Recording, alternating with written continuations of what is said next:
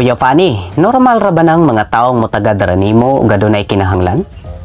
Unya ug dili nakakapuslan iya na kan talikdan. Normal ra gid kay na Lods. Perti ginang normala sa mga tao nga way utang kabubuton. Kay ug naa pa na sila utang kabubuton Lods, makamauna silang mulingi nimo kung sa panahon nga ikaw na manginahanglan. Sagad sa ingon ana mga tao Lods, mga selfish na sila. Mga manggagamit. Maayra na makapabor. Pero kung ikaw na may ginahanglan, dili ug dili na ginamulingi nimo. Bisan kanusa. Mao nga kamo, sus ay jud mo padaana. Kay kana sila puro na mga bagagnaong. Mga baga lang naong.